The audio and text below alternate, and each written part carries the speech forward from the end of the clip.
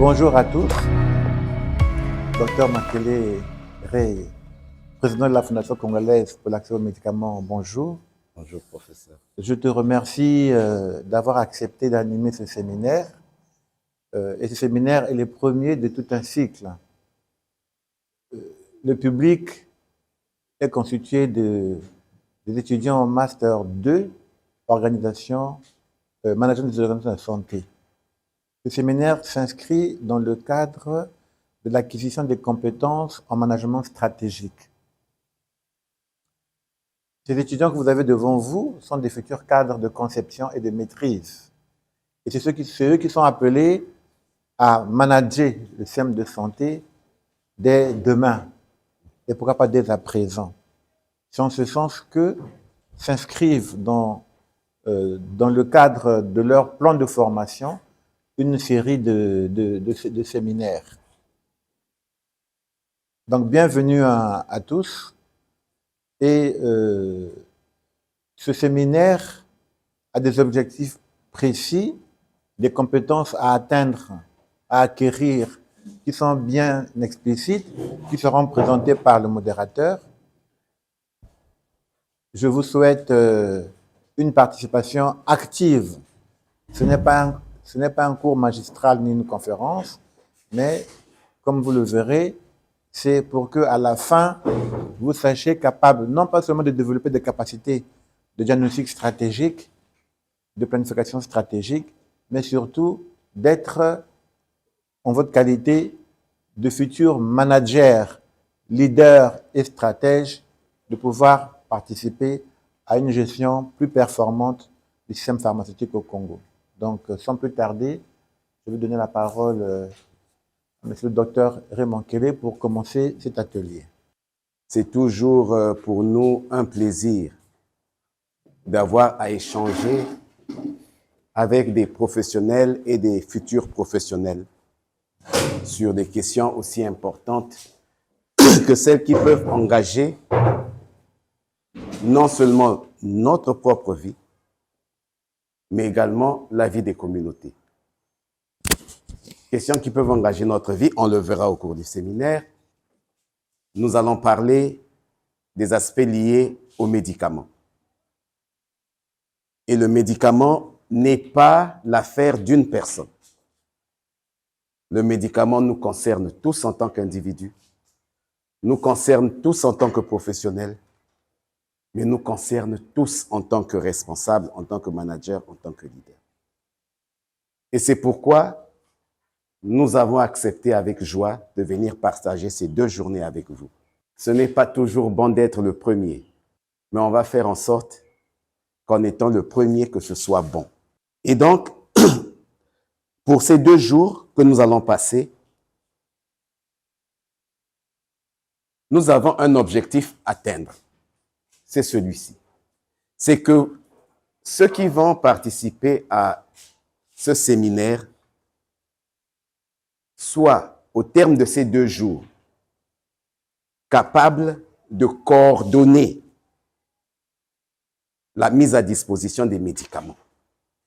Je dis bien coordonner. Ici, nous n'allons pas parler de ceux qui vont être dans la pharmacie en train de donner le médicament, mais ceux qui vont réfléchir, ceux qui vont mettre en œuvre des principes, des politiques, des directives, parce que vous êtes en master, vous êtes des cadres de conception, vous n'êtes pas des cadres d'exécution.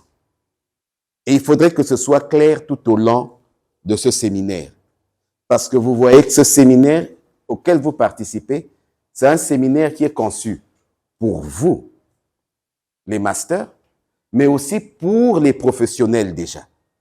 C'est pourquoi il a été ouvert au cadre du ministère de la Santé. Et ici, là où nous sommes, il n'y aura aucune différence. Parce que les postes qu'ils occupent aujourd'hui, dans 6 mois, vous pouvez les occuper. Et vous devez donc avoir le même bagage, surtout que nous sommes dans un pays où il n'y a pas de formation dans le domaine pharmaceutique. Il n'y a pas de formation, et nous le verrons plus tard, il n'y a pas de ressources humaines suffisantes pour permettre d'animer le système pharmaceutique. Et donc, pour cela, ce que nous voudrions, en accord avec la faculté, c'est qu'au terme de ces 2 jours, que vous soyez capable de définir les concepts clés, que quand on évoque un concept donné, que vous sachiez de quoi il est question, que vous compreniez l'importance du concept. Ça, c'est la première des choses. La deuxième des choses, c'est que vous devriez mieux connaître la situation du secteur pharmaceutique de votre pays. Parce que vous ne pourrez prendre aucune décision demain, lorsque vous serez sur le terrain, ou pour les professionnels actuels, vous ne pourrez prendre aucune décision si vous ne connaissez pas la situation exacte. Rien ne se décide sans une information éclairée. Et il est donc bon que vous connaissiez la situation du secteur. Et nous allons en discuter ensemble. Mais il est bon également qu'au terme de ces 2 journées, que vous puissiez connaître quels sont les véritables défis, les défis du secteur pharmaceutique. Parce que c'est important. On peut connaître les problèmes. Souvent, nous connaissons les problèmes, mais nous ne connaissons pas les défis. Et donc là, nous allons voir ensemble quels sont les défis que notre système pharmaceutique connaît. Et après, il faut voir qui peut aider à relever ces défis. Quand on parle du système pharmaceutique, qui participe au système pharmaceutique? Quel est le rôle de chacun? Et après, nous terminerons par un aperçu sur les possibilités que nous avons d'améliorer.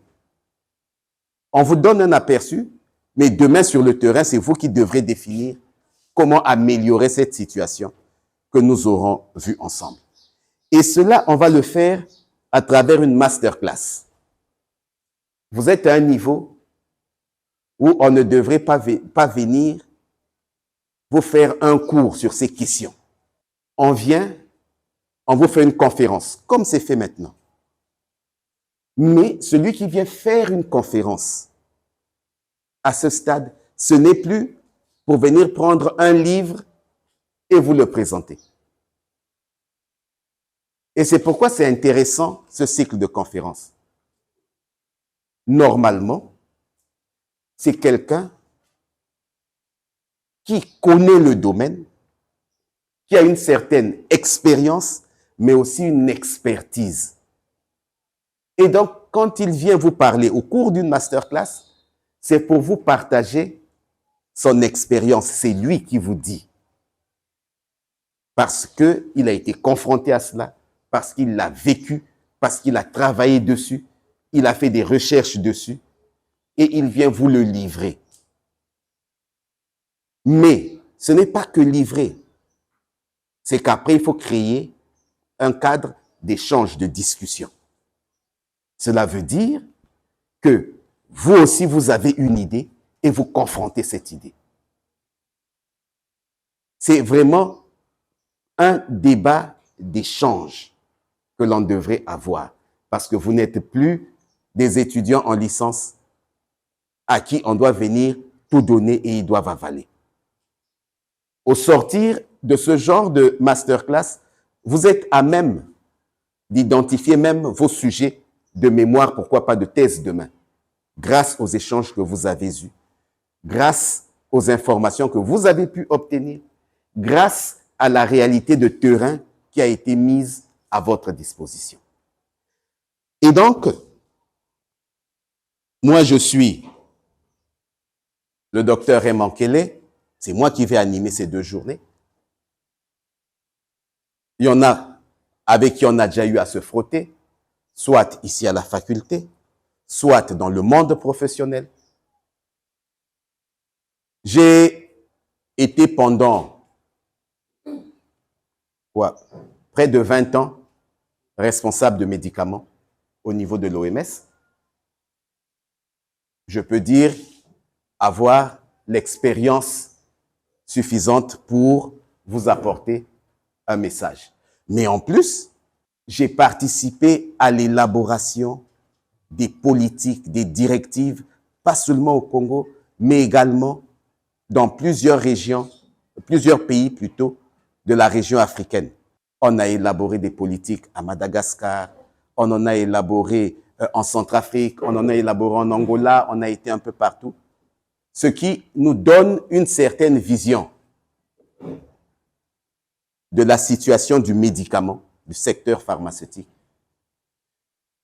Mais je ne me suis pas arrêté là parce que je continue à travailler aujourd'hui au sein d'une ONG, la Fondation congolaise pour l'accès aux médicaments, qui continue à travailler sur les questions de médicaments et qui a fait une analyse de la situation du médicament au Congo et qui servira de base de notre séminaire. Et la modération, elle est assurée par votre maître, le professeur Richard Bileko, qui est le chef de département, que vous connaissez tous, et normalement, qu'on n'a plus besoin de présenter dans ce paysage. Parce que non seulement il est le chef de département de formation doctorale, mais il est inspecteur général, c'est-à-dire un cadre au haut niveau du management du système de santé du Congo. Et nous pensons donc que vous pourrez avoir ici l'éclairage sur un certain nombre de sujets qui se dégageront de ce séminaire, pour lesquels peut-être vous voudrez approfondir. Il pourra intervenir pour apporter certains éclairages, peut-être institutionnels, que nous, on ne pourra pas apporter. Mais une chose est sûre, c'est que vous devez participer, vous arrêtez le débat et nous discutons. Le gros, c'est ce que vous vous retiendrez à l'issue des débats que vous allez créer. Donc, interrompez-moi autant que vous voulez. Ouvrez les discussions autant que vous voulez. Nous allons faire en sorte qu'il n'y ait pas une plage spéciale pour les questions-réponses, mais plutôt qu'il y ait des débats permanents tout au long de nos entretiens. Et donc, nous avons retenu un cheminement que nous allons suivre. D'abord, nous allons prendre un moment pour vous présenter des concepts. Normalement, ces concepts ne sont pas de moi. Ces concepts, c'est ce qui a été retenu de façon universelle. Et quand nous aurons vu ces concepts, ensemble maintenant, nous allons voir quelle est la situation au Congo. Nous allons regarder le secteur pharmaceutique du Congo. Comment est-ce qu'il est géré? Quels résultats il est en train de donner en ce moment? Et nous allons continuer. Une fois qu'on aura vu quel est notre système pharmaceutique, à ce moment, on verra est-ce que nous pouvons l'améliorer ensemble et avec qui nous pourrons l'améliorer. Et enfin, nous verrons demain, avant de nous séparer, quels sont les outils que nous pouvons avoir pour améliorer ce système de santé. Voilà, chers amis, ce qui va nous guider pendant ces 2 journées. Nous allons donc commencer notre cheminement par la présentation des concepts. Quand on parle de système pharmaceutique, de quoi s'agit-il? Déjà, quand on parle de système lui-même, nous avons connu les systèmes depuis quand nous sommes arrivés, je crois, en classe de 6e.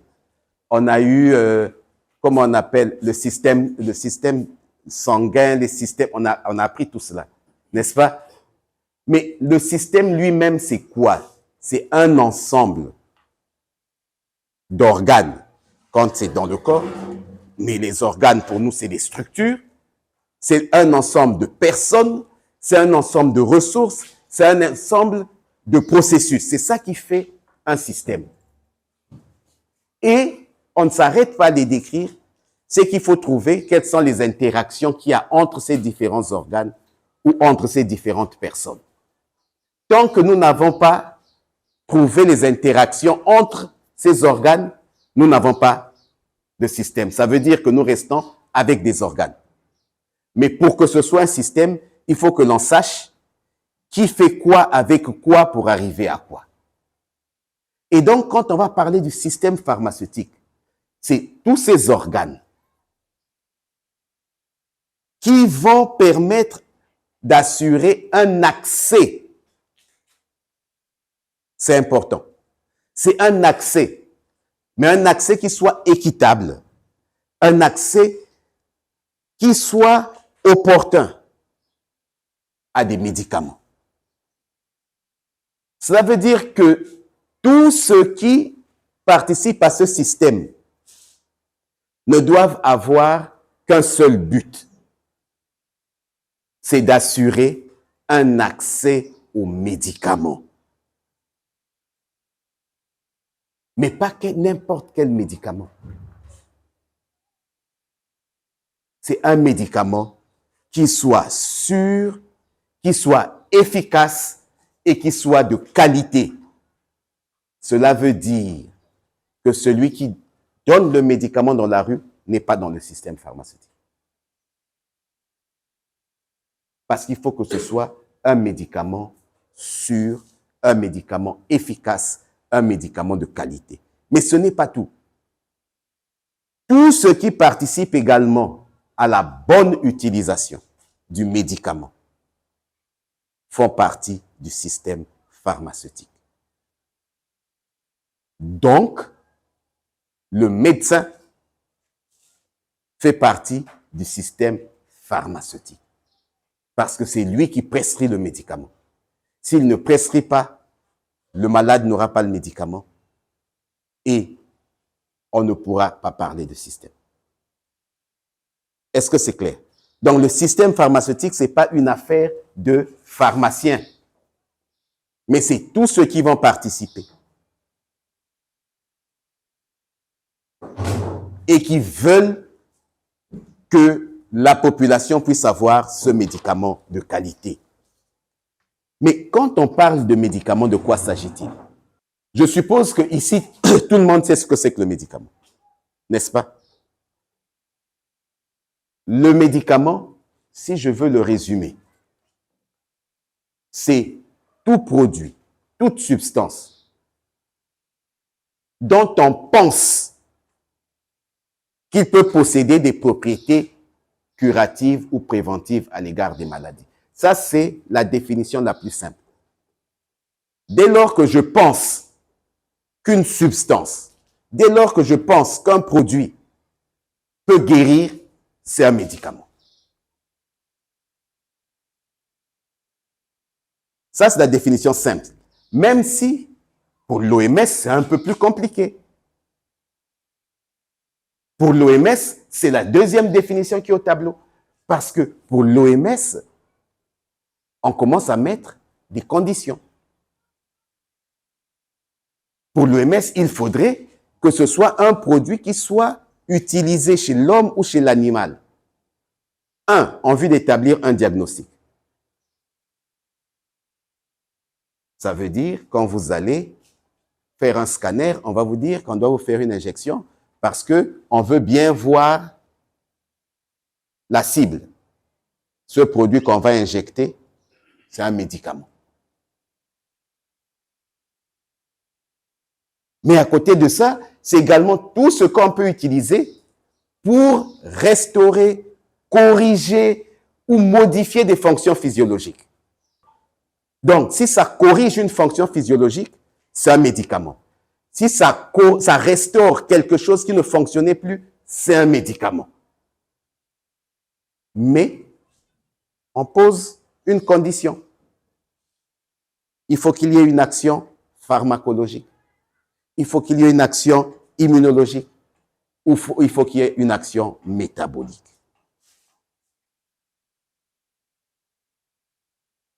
Quand j'ai dit ainsi, il y a une question que je vais poser et que j'aime poser. Est-ce que le préservatif est un médicament? C'est ça, là où ça mène à la réflexion. Le préservatif n'est pas un médicament. Mais le préservatif imprégné de spermicide, lui, est un médicament. D'accord? Parce que on lui a mis un produit qui va aller tuer le spermatozoïde. N'est-ce pas? Et c'est ce spermatozoïde qui est mort qui va modifier une fonction métabolique. Est-ce que vous saisissez? Le préservatif en lui-même, c'est une barrière. La preuve, combien n'ont pas transpiré parce que au cours d'un rapport sexuel, il y a eu déchirure du préservatif. Si ça se déchire, un préservatif simple, il y aura grossesse ou il n'y aura pas grossesse? Il y aura grossesse. Donc, ça veut dire que le préservatif en lui-même n'empêche pas la grossesse. Il empêche le passage du spermatozoïde. Mais dès lors que c'est ouvert, c'est fini. D'accord? Mais le préservatif imprégné, lui, dès que le spermatozoïde tombe dedans, il meurt. Donc, même s'il se déchire, il n'y aura pas grossesse. Et normalement, ces préservatifs-là ne devraient pas être vendus dans la rue parce que ce sont des médicaments.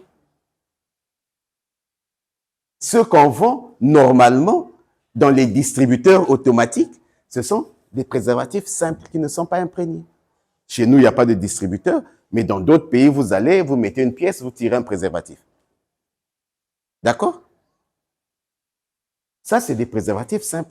Mais un préservatif imprégné, normalement, c'est un médicament et qui ne devrait se vendre qu'en pharmacie. Alors, lisez. Quand vous allez acheter vos préservatifs, lisez là-dessus. C'est précisé. D'accord? Ah, ça, vous ne saviez pas. Hein? Voilà, ça fait déjà une chose que vous avez appris. On va l'ajouter dans les compétences attendues. Alors, donc, maintenant, vous savez ce que c'est que le médicament. Mais, est-ce que nous sommes conscients, nous tous, de la place que le médicament occupe dans notre vie, dans notre système de santé? Est-ce que nous sommes conscients de la place que le médicament occupe? Nous allons le voir ensemble. Je ne vous demande pas de me répondre, mais nous découvrons et vous m'arrêtez comme j'ai dit. Regardons ce que disent les soins de santé primaires. Ce sont des soins qui doivent être accessibles géographiquement à tous et nous travaillons dessus. Accessible, c'est-à-dire que il est présent, il ne coûte pas cher et il convient à nos populations. C'est ça les soins de santé primaire. Mais ces soins de santé primaire ont 3 composantes. La première composante, c'est l'offre de services de santé, c'est bien dit, complet et intégré. Alors, je m'arrête une minute. Qui a déjà été dans un centre de santé? Tout le monde. Même vous. Vous avez déjà été dans un centre de santé? Parce que vous étiez malade? Ou vous êtes parti vous promener? Pour les stages. Bon, on va choisir quel côté. Quand vous étiez malade ou quand vous avez fait le stage? Avant de continuer, dites vous-même. Quand vous avez fait le stage. Alors, donc vous faites le stage. Vous allez recevoir une maman qui vient au centre de santé, n'est-ce pas? Elle vient pourquoi? Parce qu'elle est malade. Et quand elle vient, c'est pourquoi? Pour qu'on la consulte. Oui. Et après, elle repart. Oui. Oui. Qu'on lui donne des produits afin qu'elle aille. D'accord? Imaginez que cette maman vienne. On la consulte. Et à la fin de la consultation, on lui dit, maman, allez à la maison, buvez un verre d'eau et dormez. Quelle va être sa réaction? Je dirais que peut-être que le personnel n'est pas qualifié ou compétent parce qu'on n'a pas prescrit un médicament. Parce qu'on n'a pas prescrit un médicament. Est-ce que tout le monde est d'accord avec ça? Vous avez tous fait ce constat-là. N'est-ce pas? Oui. Il y a 2 semaines, on faisait un dépistage ici, là. Ma fondation. Et puis les gens venaient normalement pour dépistage d'hypertension artérielle et de diabète. Mais il y avait des médecins consultants qui examinaient aussi. S'il y avait une autre pathologie, on donne quelque chose. Il y avait des médicaments. Mais ceux qui venaient à la consultation, quand on leur disait, non, non, vous n'avez rien, vous ne pouvez pas dire, mais lui, on lui a donné le médicament, pourquoi pas moi? C'est vous dire que nous n'avons pas de soins de santé sans médicaments. Il suffirait que dans une formation sanitaire, un centre de santé, qu'il n'y ait pas de médicaments du tout, vous allez voir la désaffection. Les gens viendront moins. Si à côté, il y a un centre de santé où on donne le médicament, vous allez voir que les gens vont plus se diriger vers là-bas. Donc, retenez-le, c'est très important. Il n'y a pas de soins de santé primaire sans médicaments. Deuxième des choses, regardons les piliers du système de santé. Pour ceux qui travaillent déjà dans le système de santé, vous savez que le système de santé repose sur 6 piliers. S'il manque un pilier, ce système n'est pas fonctionnel. Les 6 piliers, c'est la gouvernance, parce qu'il faut des équipes pour gérer. C'est le financement, parce qu'il faut de l'argent pour faire fonctionner le système. C'est les prestations de services. Il faut bien, si on a un système de santé, il faut qu'on soigne. C'est là les prestations de services. Mais il faut aussi du personnel. Mais il y a 2 éléments qu'on ajoute, qui ne doivent pas manquer. C'est les médicaments et puis l'information. S'il n'y a pas de médicaments, vous avez les ressources humaines, on vient de le dire d'ailleurs tout à l'heure, vous avez votre directeur qui est là, vous avez l'argent, mais si vous n'avez pas mis les médicaments, votre système n'est pas fonctionnel. Et donc là aussi, il faut retenir que nous n'avons pas de système de santé fonctionnel si nous n'avons pas de médicaments. Troisième des choses, nous allons regarder les objectifs de développement durable. Vous savez, les gens qui sont intelligents se sont retrouvés et ont dit que d'ici 2030, on doit éradiquer la pauvreté. Donc, il ne doit plus y avoir de pauvres au monde. C'est très bien. On est habitué à ces slogans, mais c'est ce qui a été dit. On nous avait dit au Congo, autosuffisance d'ici à l'an 2000. Mais là, on a dit plus de pauvres d'ici à 2030. Nous sommes aujourd'hui en 2025, donc dans 5 ans. Et pour y arriver, on a retenu 17 objectifs à atteindre. Dans un qui nous intéresse, nous, le plus, en tant qu'agent de santé, c'est l'objectif 3. Et cet objectif 3 voudrait que l'on donne à chacun la capacité de se maintenir dans un état de bonne santé et de bien-être.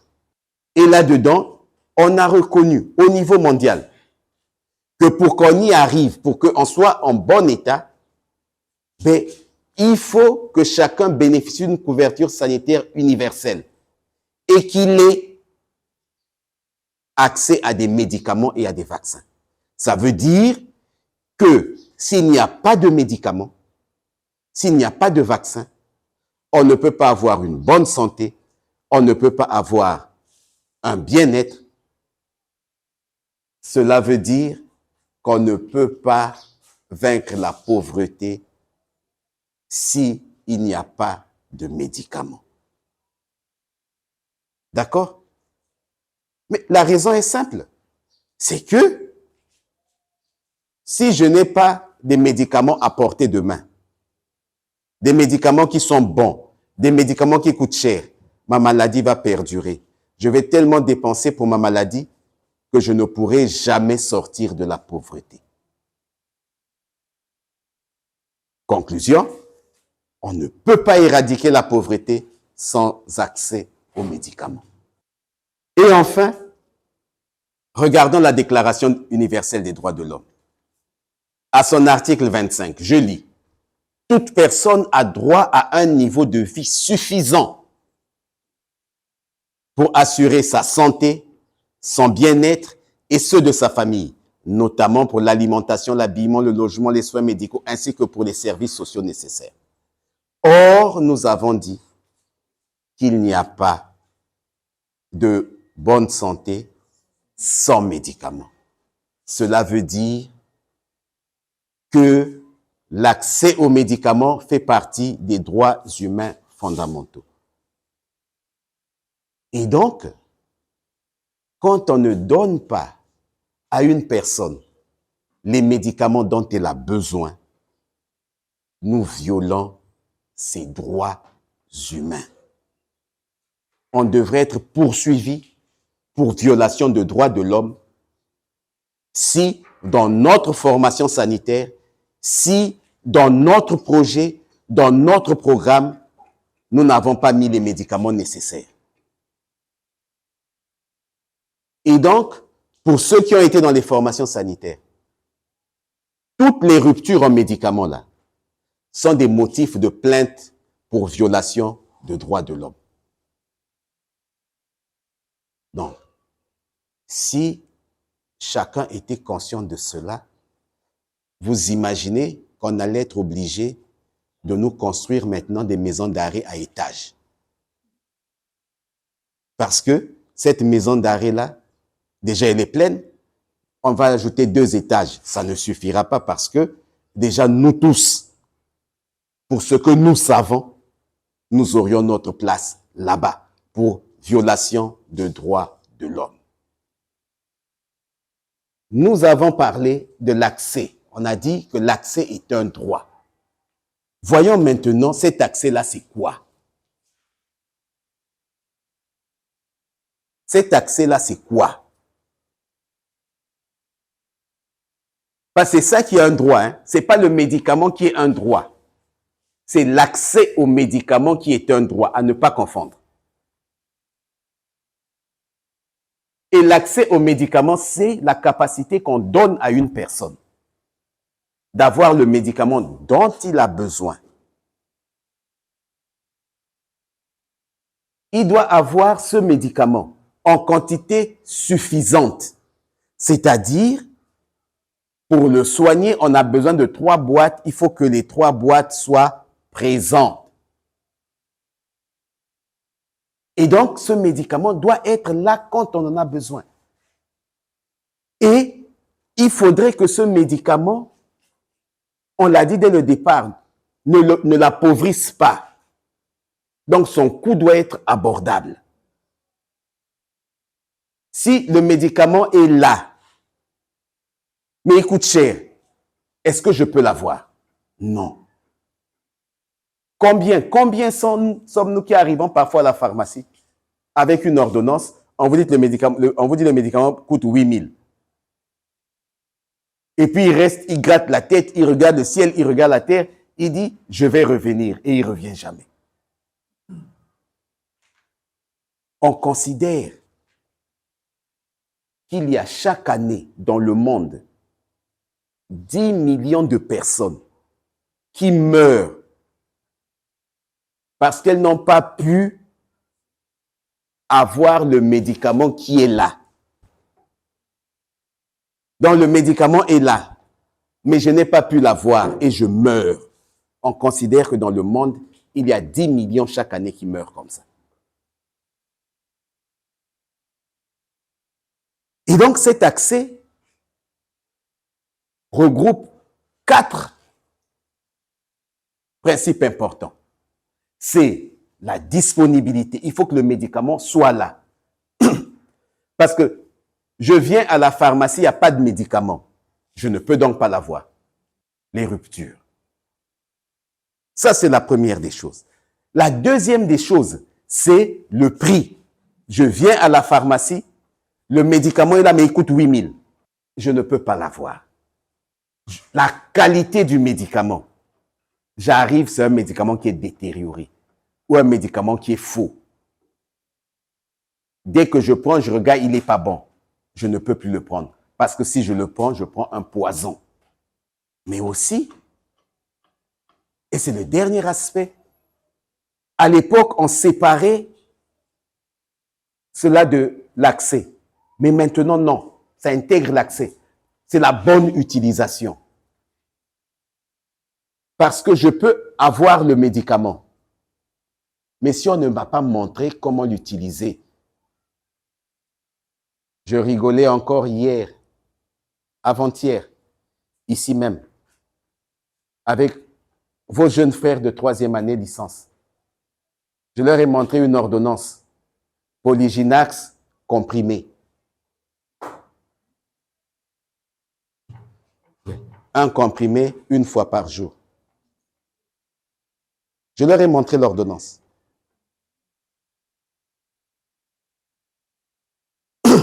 C'est grave, n'est-ce pas? C'est grave, n'est-ce pas? La personne va boire. Mais il a voulu, j'imagine, mettre comprimé gynécologique. Mais il n'a pas ajouté le gynécologique. Le malade a acheté, la malade a acheté, et arriva à la maison, a ouvert la boîte, et a vu la forme du comprimé, a trouvé ça bizarre. Et a voulu savoir, mais comment je vais boire ce comprimé-là? Est-ce qu'il faut le mettre dans l'eau? Est-ce qu'il faut le boire directement comme ça au regard de sa forme? Mais si c'était quelqu'un de pas réfléchi, qu'est-ce qu'il faisait? Il prenait son verre d'eau et il avalait son comprimé gynécologique. Et donc, pour que le malade puisse avoir le médicament et s'en servir, parce qu'il faut toujours penser à la finalité. Il faut qu'il trouve le médicament. Il faut que ce médicament ne coûte pas cher pour lui. Il faut que ce médicament soit de bonne qualité et qu'on lui dise comment utiliser ce médicament. Tant qu'on n'a pas réalisé ces 4-là, on ne peut pas dire qu'on a permis à la population d'avoir le médicament.